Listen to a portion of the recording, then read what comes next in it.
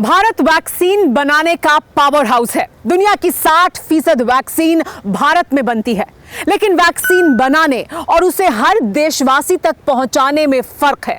130 करोड़ देशवासियों तक वैक्सीन पहुंचेगी कैसे? कोरोना की वैक्सीन लगाएगा कौन? शहर, कस्बे और गांव के अस्पताल में वैक्सीन पहुंचाने और उसके स्टोरेज का क्या बंदोबस्त किया गया है? हिंदुस्तान में कोरोना की वैक्सीन की डिलीवरी से डोज तक का रोड मैप तैयार कर लिया गया है। 16 जनवरी के बाद हिंदुस्तान एक नया इतिहास रचने जा रहा है। टेली सीरीज के इस एपिसोड में देखिए Nachiketa, end of queries. 18 September 2008, Beijing, चीन। चिल्ड्रन हॉस्पिटल में भीड़ उमड़ आई थी। दुधमुहे बच्चे बिलख रहे थे, किसी के मुंह से झाग निकल रहा था, कोई बेसुध था। छोटे छोटे मासूम चीन के मुनाफाखोरों के शिकार बने थे। मिलावटी दूध पीने से हजारों बच्चों की जान पर बनाई थी। मिल्क स्कैंडल ने चीन में 30,000 बच्चों को बीमार कर दिया। ऐसे ही कई स्कैंडल कोरोना काल में चीन में हुए। घटिया मास्क, नकली पीपीई किट, दोयम दर्जे के वेंटिलेटर दुनिया भर में बेचकर चीनी कंपनियों ने जमकर कमाई की। इसी वजह से चीन की कोरोना वैक्सीन को कोई पूछने वाला नहीं है। वहीं भारत में बनी वैक्सीन की डिमांड पूरी दुनिया में है। चीन भी भारतीय टीके पर टकटकी लगाए है। म्यांमार ने भारत से 3 करोड़ वैक्सीन की डिमांड की है। जिन देशों को भारतीय टीके की दरकार है, उनमें कई चौंकाने वाले नाम भी शामिल हैं।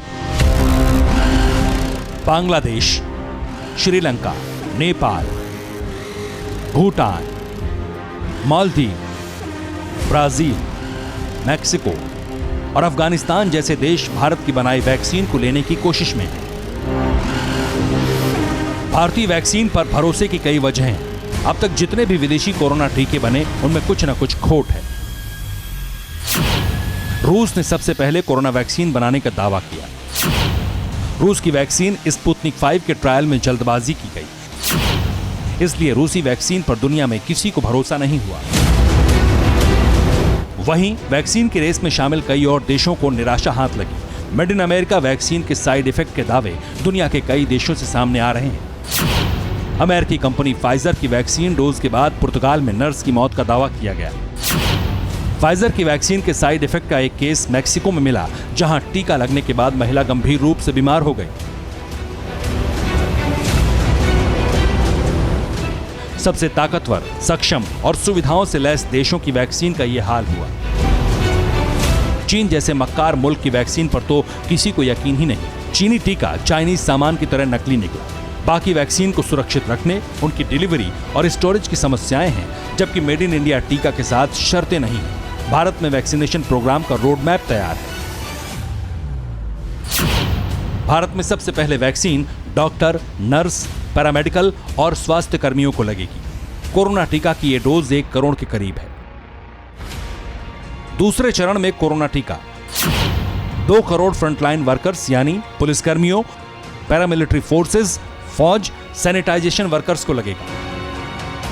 इस दौरान 27 करोड़ आबादी का डेटा कलेक्शन होगा। 50 साल से ज्यादा उम्र के लोगों को तीसरे चरण में वैक्सीन मिलेगी। 50 साल से कम उम्र के लोगों को कोरोना के लक्षण पर वैक्सीन डोज का प्लान है।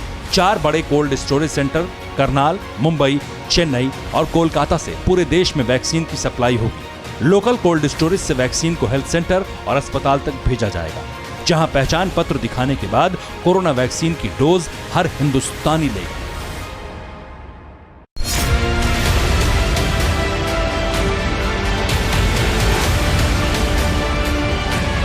फिक्र आपकी, सोमवार से शुक्रवार रात 9 बजे सिर्फ TV9 भारतवर्ष पर।